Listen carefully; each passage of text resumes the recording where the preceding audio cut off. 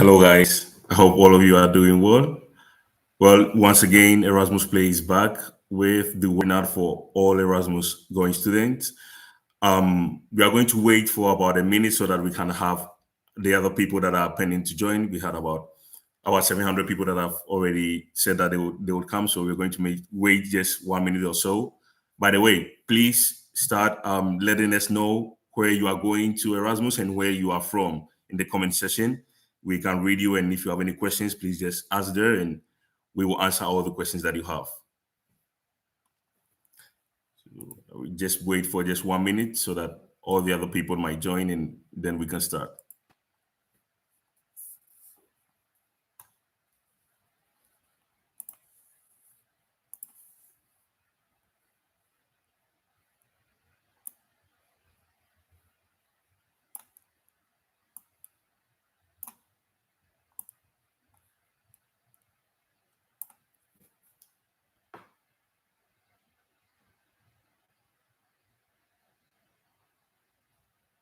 Yeah, I heard somebody saying that the echo is really bad. Is there a lot of echo?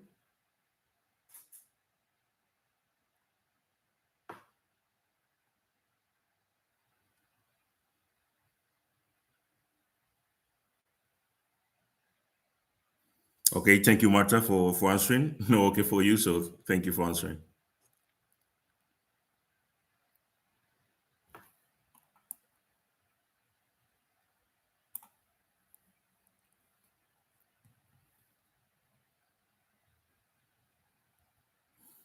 Okay, great. I can see a lot of people from Germany have joined, and a lot of people going to Spain too.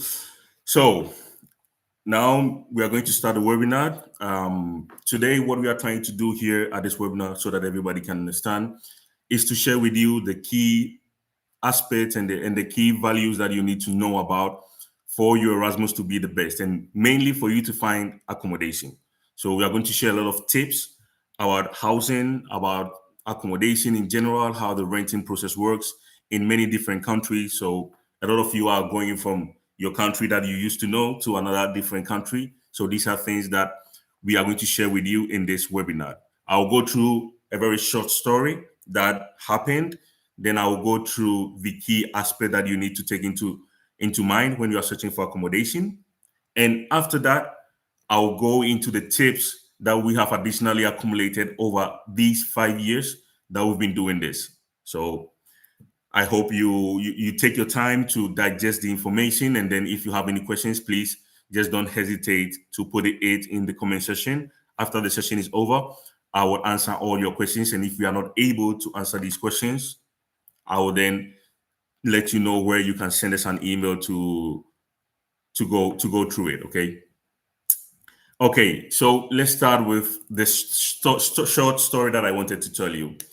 The story starts with one of our Erasmus students that is called Nina. So Nina is coming from Belgium and she's coming to Spain, right? So I think somebody is coming from Belgium too. This is the same case as Nina. So as most of you that are joining us, you are going to be just like Nina. You are all going from one city to the other, right? And just know that you are not alone. As you can see already in this comment section, there are a lot of people that have already written that they are going to the same place as you. And out of all the Erasmus students moving around from one place to the other, we have about almost 1 million international students. So you are not alone. You are not the only person doing this. There are more people that are trying to find accommodation just like you in the city that you are going to. So in the case of Nina going back, she already had her Erasmus destination in March, and then she waited until the 17th of August to start searching for accommodation in Spain, especially in Madrid. What happens? Just like most of you, what you would do is you would go to Google, or maybe you go ask ChatGTP to help you find accommodation, right? And most of the times it's going to provide a lot of different websites. Maybe you go to Facebook, you go to Imo World, you go to Idealista, all these kind of platforms that enable students to find accommodation. The issue here is that these accommodations, there are a lot of websites, and these accommodations in this website, unfortunately, they are not verified. What do we mean by not verified? Basically, we are trying to say that you don't have no guarantee that these accommodations are going to be actually there, right? And that is what leads to a lot of frauds. So just for everybody to know, if you've met anybody that have already gone to on Erasmus, there are a lot of stories about how people have fought for different type of frauds, right? So this is why this webinar is important for you to understand what is how to avoid these kind of frauds. So in this case, Nina searched for these on these kind of websites, and then finally she find a place in the center of Madrid for about 500 euros. And to book it, the landlord tells her to send her about 1,500 euros to reserve that accommodation for her. So she's already in a hurry. She's going on September. She's in already in August. So she just go ahead and she believes the landlord and she sends the money. What happens next? Something that I believe most of you already can see. She gets to Madrid and then the landlord is nowhere to be found. The landlord doesn't respond to the email. Landlord doesn't respond to the telephone number. Nothing at all. No, nothing. Zero. Landlord doesn't reply, and there is nowhere to be found. She goes to the address, and the address doesn't even exist, right? So the number the landlord gave her doesn't even exist. What does she do? She decides to go to the police to make a police report. What happens in this case? Unfortunately, she finds out that there are about 15 people in the same situation as her. So she's not the only one that this happened to. She found 15 people in the same situation as her. So this can be you, this can be your friend, this can be any of us. So just for keep on with us, and I will explain how you can avoid these kind of situations. These are the three things that Nina should have done better. The first one, and this goes to everybody, once you already know your destination, as I can see on the chat, that everybody knows where they are going to, now is the time to start searching. If you leave here with nothing at all, I just want you to keep in mind these three things that I'm going to share with you. You have to start searching as early as possible. Like now is the time to start searching. If you wait, it's going to be very difficult. The next thing that Nina should have done is to try at least and do a very quick Google Map search to see where the accommodation is, if it really exists. Today is very easy to find out if a place is actually where they say it is. And she didn't do that, right? And the third thing that is one of the most important to avoid anybody sleeping outside or sleeping under a bridge and then losing their money is to be aware of scams. And the way that you can very easily spot scams are three major ways. The first one, if you see any accommodation that is too good to be true, then it's probably a scam, like something that is out of the world, right? You are going to Lisbon, it is in the center of Lisbon, it is a studio, it's going for only 400 euros, it's fully renovated. That is probably a scam. Just don't fall for it, right? So that is the number one rule of scammers. That is how they work. The second point, you never directly send money to any landlord if it's not through a secure platform or you are not personally there. So if the landlord tells you, okay, to book this place for you, please send me this amount of money and I'll make it booked for you, please just don't do it. Like 99% of the time, it's going to be a scam. And that is how these scammers work, right? So that is number two. And number three, please always try to use a secure platform to find accommodation. So when you are making payment, make sure that the platform that you are using, it has its data in place, right? So it is secure that when you make the payment does not directly go to the landlord, right? So like these are the three major things. How you can spot scammers. If something is too good to be true, it's probably too good to be true. So just don't go for it. The second point, never ever transfer your money directly to a landlord, right? So if they ask you to transfer money because they want to book it for you and there are a lot of people waiting, just don't fall for that kind of scam. They put pressure on you for you to do that. And then the third thing, like you always have to book through a secure platform, right? And these are This is how you kind of avoid these kind of scams and frauds. So in the case of Nina, it is actually a true situation. It's a true story. This is her. You can go on her Instagram and you can ask her. She gave her permission to do this. So it's something that have actually happened to somebody.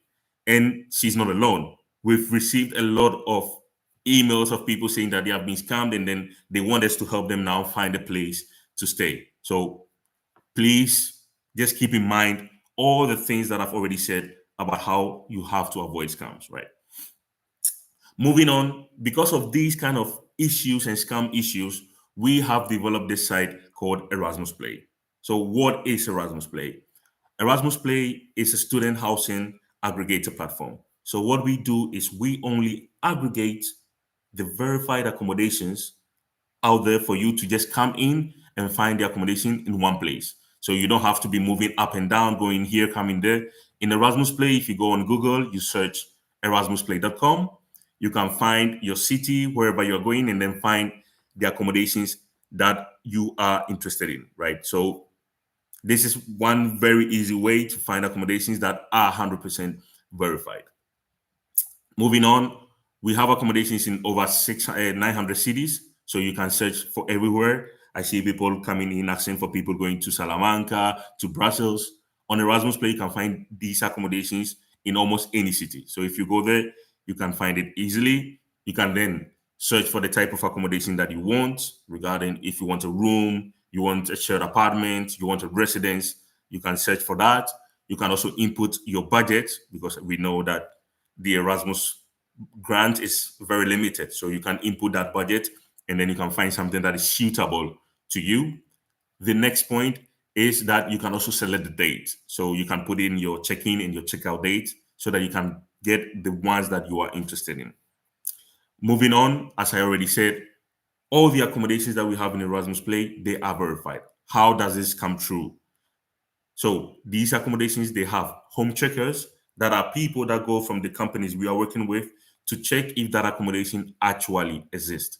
So that is a very simple and easy way to take that out of the table. The second thing is they verify the landlords, right? So if you own a piece of land, there's a document that shows that it's yours. That is a way of verifying that the landlord is the owner of the apartment. And then the third one, as I already said, all the platforms that we work with have a secured payment system. That means that when you pay, the landlord never receives the money until you do your check-in. Until you are in the accommodation, the landlord never receives the money. So it's impossible for you to lose your money to scams or frauds like that, right? Going a little bit into depth about the accommodation search, just a little quick information. So this, I believe all of you already know about. If there are four major types of accommodations, you can go to an apartment, you can go to a private studio for those that are more introverts and they want their own space. You can go to a student residence, and the least favorite for everybody is a homestay. That is basically you have a room and then you are staying with a family, right? So that is there. These are the four types. You already know about these. Just choose the one that you are interested in, and you can find something very suitable for you. Moving on, this would be maybe the second most important part of all this webinar. The first, I already told about how to avoid scams and the things that you have to do. Start searching early, beware of scams, and then try to find the location. This year comes down to the renting process. In many countries, such as Spain, Portugal, well, Italy and Poland and many others, the booking system or the renting of accommodation is very, very simple. You find something you're interested in, you talk with the landlord, you agree on the price, and you agree on the terms that I'm going to stay for this amount of month, and that is all. You just make the first month payment and you make a deposit. Basically, the house accommodation is yours. You sign the contract. That is all. However, this changes in the following countries. That is Germany and France. So in France, mainly, they would ask you for a guarantor. What is a guarantor? A guarantor is somebody that stands in for you as guarantee that if you don't pay, they will pay. So in these two countries, like you are going to kind of find this information that the landlords might ask you, okay, please give me the pay slip of your guarantor. That has to be maybe your parent or your tutor or anybody that's taking care of you. So they can assure themselves that if you are unable to pay the rent, they know or they have somebody that they can go and ask for them to pay the rent. There's something that happened in these two countries. And then in Germany, it's going to be very common for the landlords to want to have an interview with you, right? So they want to really get to know you before renting that accommodation to you. That is how it works. So these two differences, like France, Germany, guaranteed interviews, and the rest pretty basic, pretty simple, pretty straightforward. Moving on, you have to understand the a contract that you're going to sign. So if you're going to rent a room, an apartment, or whatever, you have to sign the lease with the landlord. And these are the five major things that you have to understand. I'm going to go through them very quickly because I can see that there are a lot of questions and we can go ahead very easily. So the first one is the monthly rent. How much is it going to be? Is it going to be the same rent every single month or is it going to change? You have to understand this. You have to ask this question. Second point, rules and regulations. What do I mean by rules and regulations? Okay, you cannot bring anybody to sleep over. You cannot have parties. You cannot make noise apart from these hours. So this kind of information you have to be aware of what this information is. Moving on, the housing expenses. Is it included in the monthly rent or do I have to pay it apart? The next point, the duration of the contract, right? So what is the length? If you are going to say for 6 months, please and please again, don't sign a lease or a contract that is a full year. Because if you sign a full year contract, that means is that it's compulsory for you to pay the whole year, even if you just stay 6 months. So in the contract, just look at okay, I'm going to stay for 6 months, it stays 6 months. That is all. And then to the last point, the deposit and commission. So deposit basically means that it is a guarantee that you pay the landlord and it will be given back to you until you leave the accommodation. So when you leave the accommodation and everything is okay, that money is always given back to you, right? So just keep this in mind. The deposit is just a guarantee. It's no money that is lost. You pay it, and then if everything is okay when you leave the apartment or the room or the building, is given back to you, right? And then going to the commissions, there are a lot of platforms that have a commission base that the work that they are doing in verifying these accommodations and then keeping your money safe, well, it comes at a cost that you will have to pay for them to be able to do what they are doing for you to be more secure, right? So these are things that you have to keep your eyes on for the contract that you are going to sign. Okay, moving on to the next point. I know some of you might be going to some certain cities that unfortunately in Erasmus Play we might not have. So if most of you, some of you that are going to Latin America or some of you that are going to Asia, it's going to be a little bit difficult for you to find accommodation through our website or even in general. So in these cases, this is what you have to look out for. The first one, we've already said it, you have to search in advance. So the earlier you search, the better your options. The second thing you can do is you have to contact the tutor of the host city or the host university you're going to. So let's say somebody is going to Seoul, you have to write to the to your tutor that is in Seoul, the university, and ask them, okay, what how can I find accommodation? Like what options can you provide me? Right? So normally they have a lot of options that they can let you know, and then out of those options you can find something, right? So that is something you have to keep in mind. Then the next thing, student residences are almost everywhere. Everywhere in the world where there is a university, there's probably a student residence. So that will be like the best option that you have to look forward to. And then last but not least, as many of you are currently doing right now in the chat session, where you are asking people where they are going so that you can join together and kind of find accommodation. These are the things that you can also do. So you share on your social media or you share on the platforms that you have available for Erasmus students. Like, oh, I'm going to this place. Is any other person going? And you can join forces and then find accommodation easily. Or even you can also kind of talk to students that are already there. So to the students that are already there, they have this buddy system where you can connect with the student and then ask them about accommodation in this case, right? Moving on, this now we are moving a little bit from the accommodation session, and this is general tips about your Erasmus, things that we've seen people do and things that is interesting for you to know about. The first one is insurance. So if you are traveling, you have to beware of your health and you have to cover yourself just in case, right? You have to have some sort of insurance. Most of you will be moving between the European Union, so it doesn't really necessarily, you don't really need an insurance because it's somehow covered, right? So with the European health card, you can actually go to any hospital and then they will take care of you. It has its additional cost, but it's possible, right? The European health card is free for Europeans moving in Europe. So let's say somebody going from Germany to Spain, somebody going from Italy to France, somebody going from Portugal to Belgium.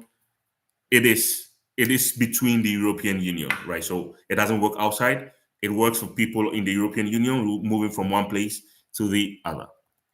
It's basically free.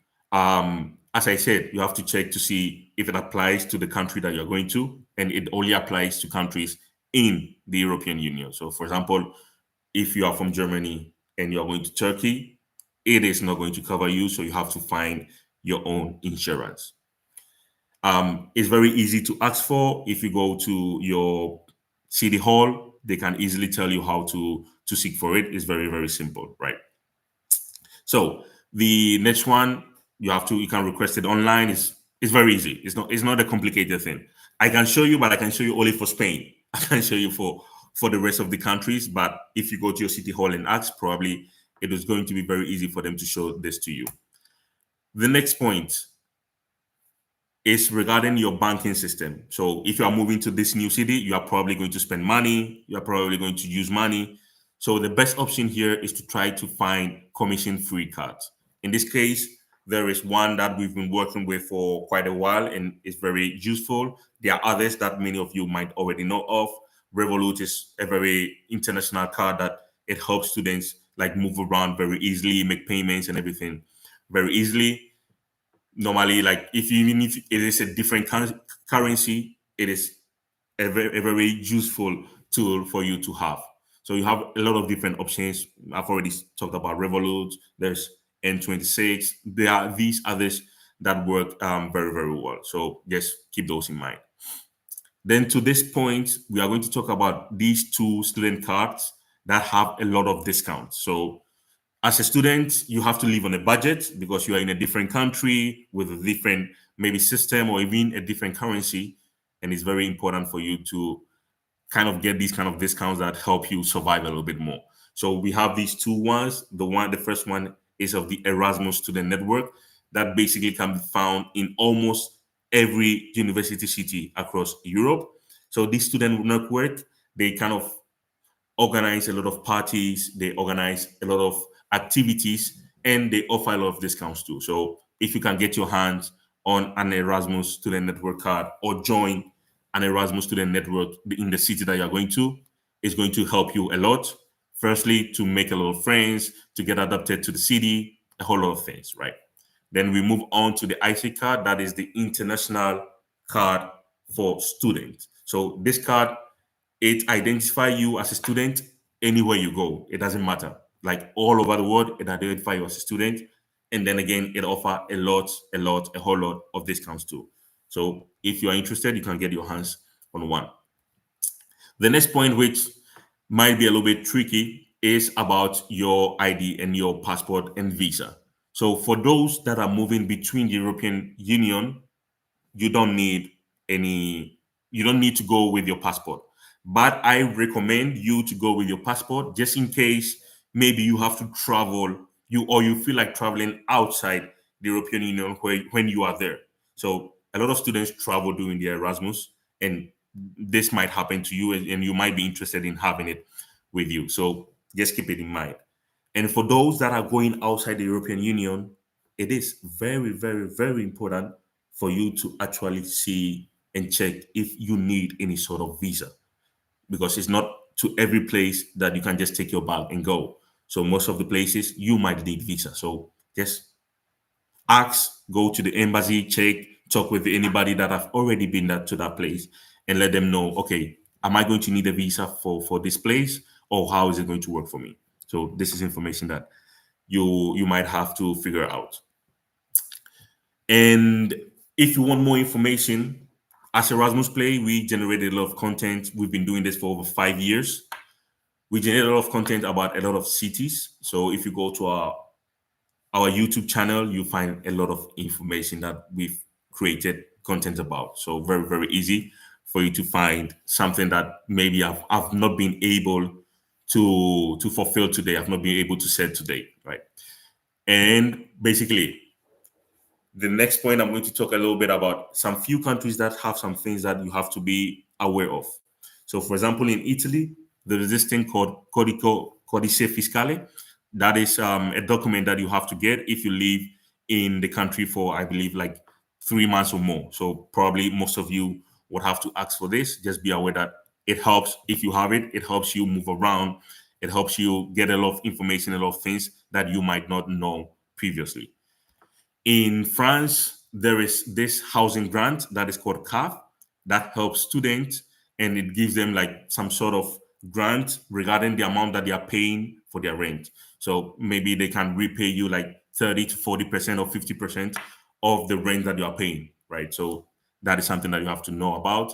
And then you have CROSS, that is the general residence of France. In basically all the university cities, there is a cruise. So if you are able to get one, they are pretty, pretty cheap, more than normal residences. So if you are going to France, just keep an eye on these two things. And then in Germany, you have the student working and the student taking master. That is, you have like a ticket that allows you to travel through all Germany for basically very, very cheap, right? So just keep this in mind that you have these options. And when you go, you have to ask your university or the city hall how this works. So this brings me to the end of my presentation.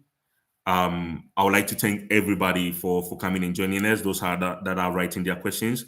Please, if you have any questions, just put it in the chat, and I will try my best to answer them right now. If I'm unable to answer them, just kindly go and write us an email at Erasmus Play, communication at Erasmus Play, or even through our Instagram. We are very active, and we can help you find anything or any accommodation that you might be interested in.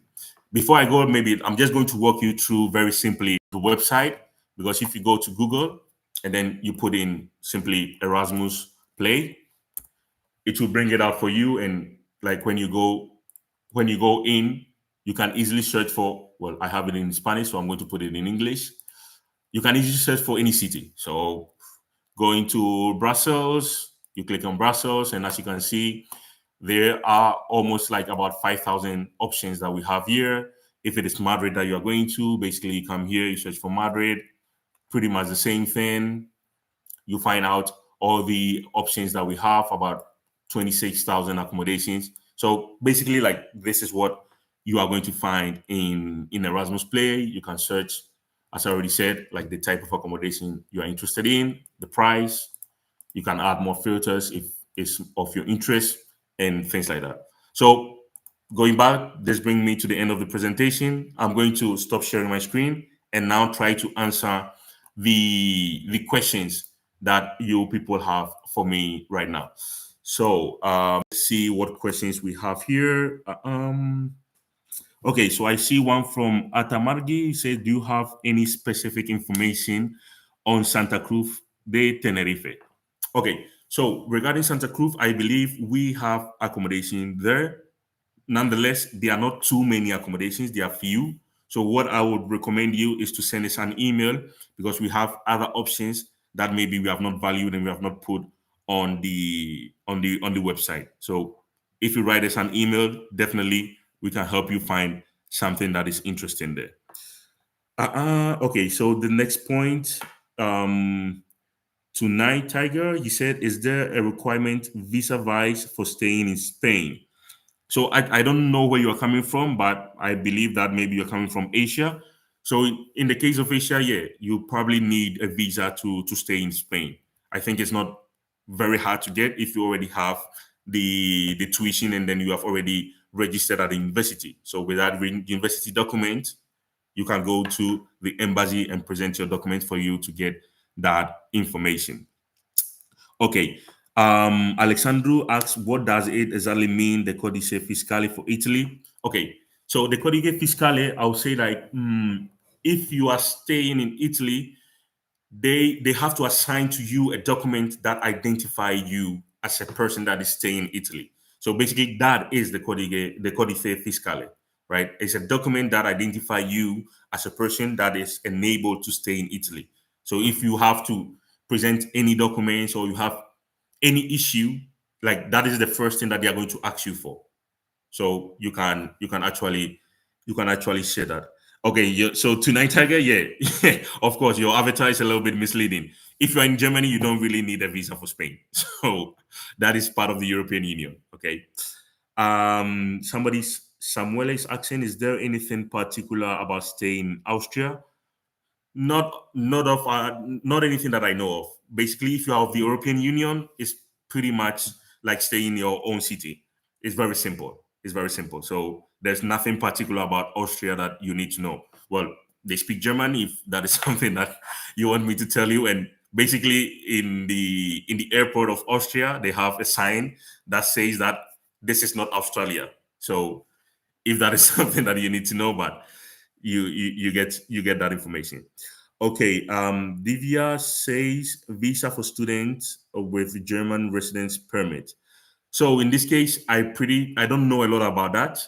I would then refer you to ask maybe your tutor about this. That I think he or she would be way more helpful than myself. I'm more specialized in student accommodation, so regarding students working with visa is going to be a little bit more difficult for me to answer that question, and I don't want to answer something that I don't really know of. Okay.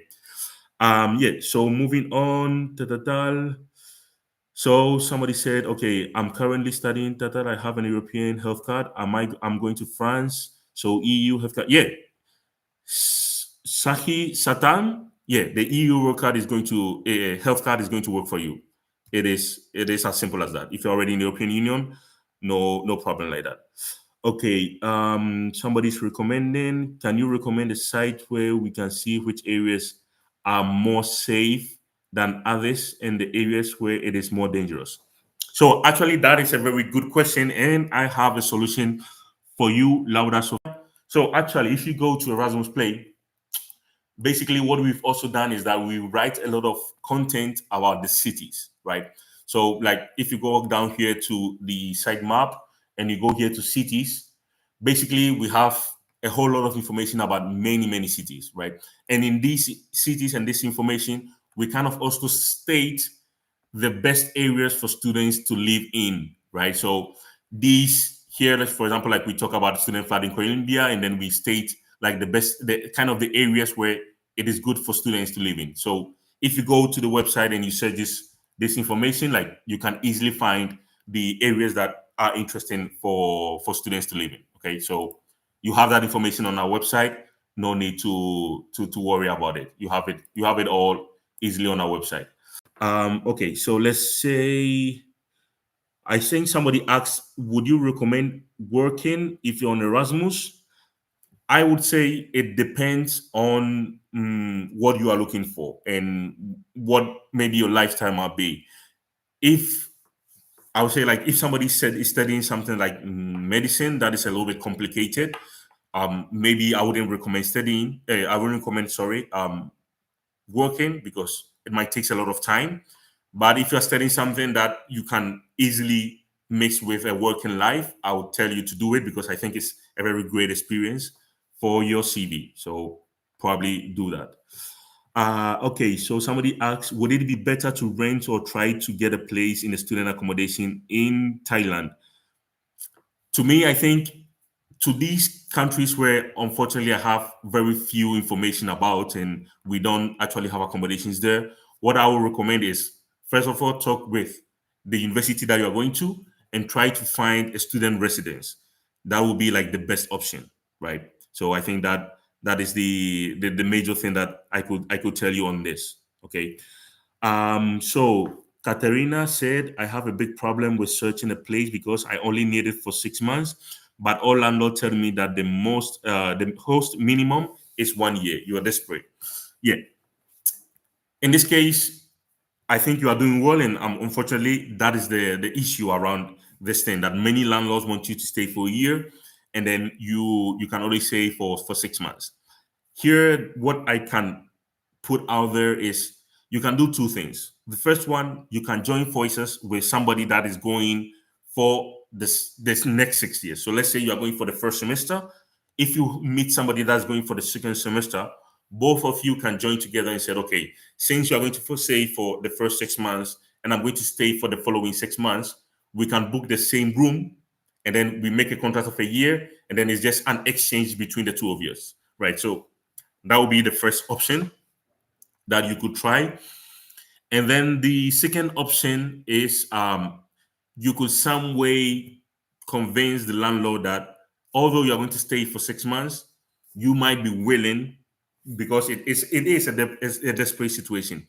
You might be willing to pay an additional month just for them to abide to you about what you need, right? So, okay, I'm going to stay for 6 months, but I know that you need somebody that stays for the whole year. I'm willing to pay an additional month, although I'm not going to stay there. I know it's not the best situation. I know it's spending money for spending sake, but sometimes it becomes that difficult that you have to kind of ingenu a solution so that they can be a little bit more flexible with you. So those will be my two options, right?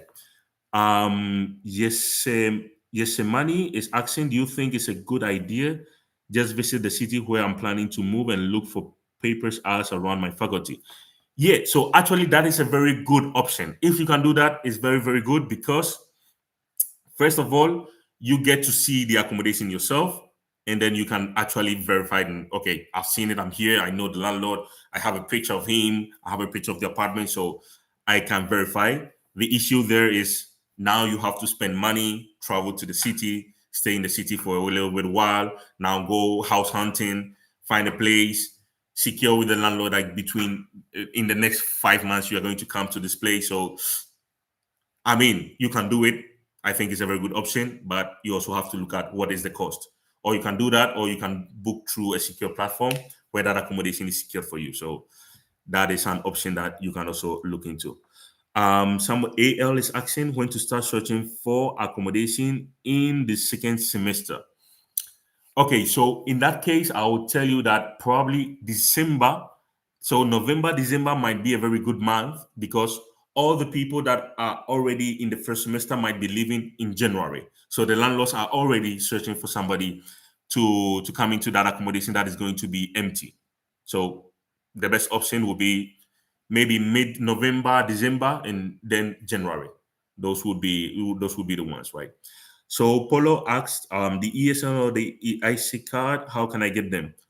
If you send us an email, we have these links and we can easily provide it to you. Okay, so send us an email at communication at Erasmus Play, and then we can help you find a place.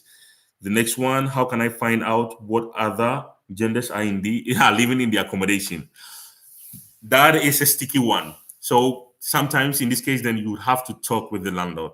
Most times it's going to be difficult for you to know because it's not very generally public information.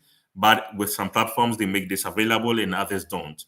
And sometimes you can also talk with the landlord prior booking the accommodation. So that would be my question for that. Okay.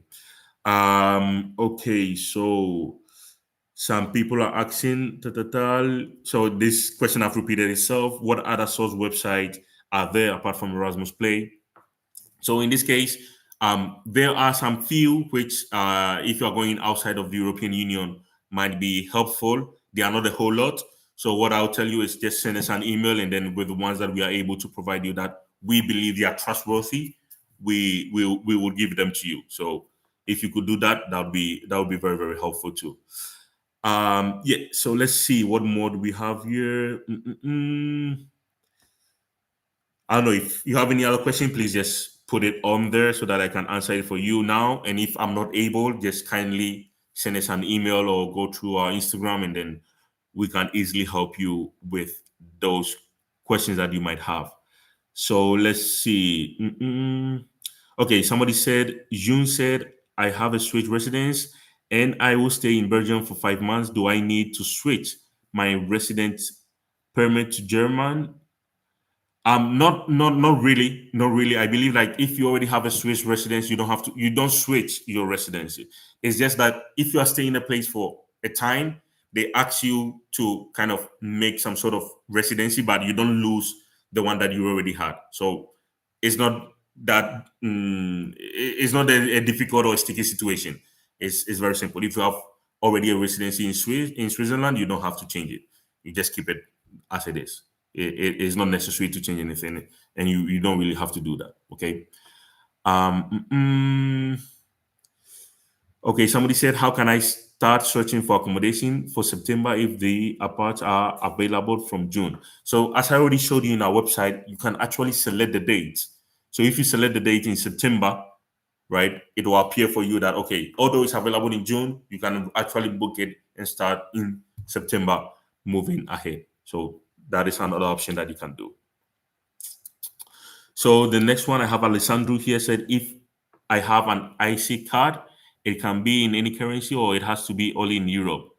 No, it actually applies anywhere. So on the website of IC, you have the discounts that you can apply to. So once you have the card, you can apply to any of the discounts that are available on the website, no matter the currency that it is. Okay. So that you have that information. Let's see. So more questions. Okay, I'm not seeing a lot of questions now. However, our time is also up. We've been here for like 45 minutes. So for the time being, okay, I Leticia said inside the EU, are there other secure website going to Leuven, Belgium? So in Leuven, actually, I know the issue there because we've already been in contact with the University of Leuven. There is a serious accommodation system, sort of accommodation in that city.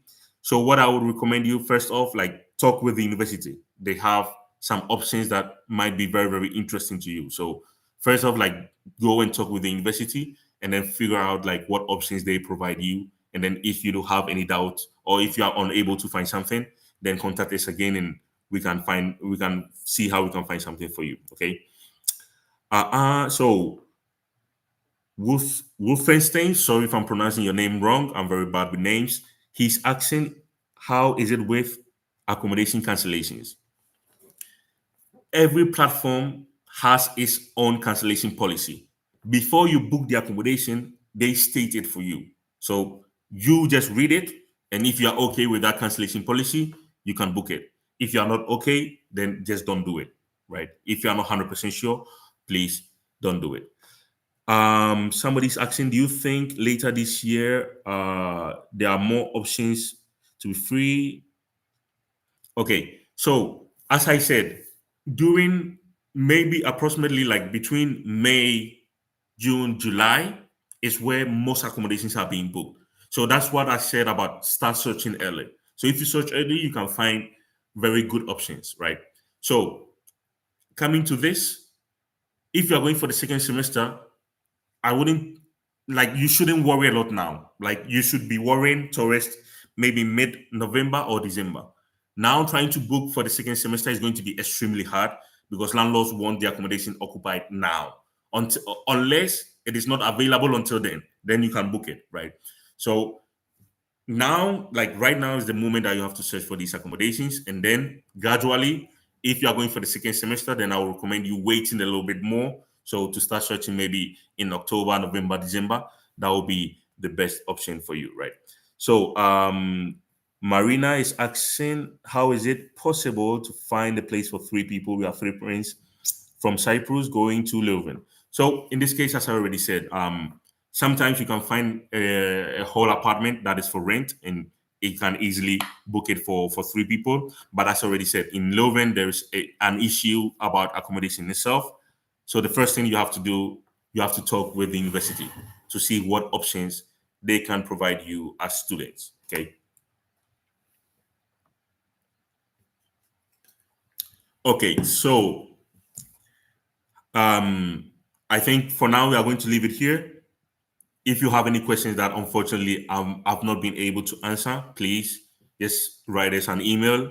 We have a whole team that can help you on this. And if you have any doubts, just let us know. Okay. So today, unfortunately, I have to leave it here. Thank you very much, everybody, for coming. I hope the information that I've given you is useful. If you want more information like this, you can subscribe to our YouTube channel, follow us on Instagram. We are constantly sharing this type of information. And if there's anything else, just don't hesitate to let us know. We are more than open and happy to help everybody find a place to stay. Okay.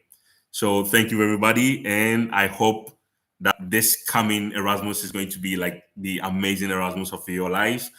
And I hope you really, really enjoy it because it is a different time and it is an amazing time and you have to take advantage of it. Okay. So take care, everybody. And I hope everything goes well for everybody, every one of you. Okay. Take care then. Bye bye.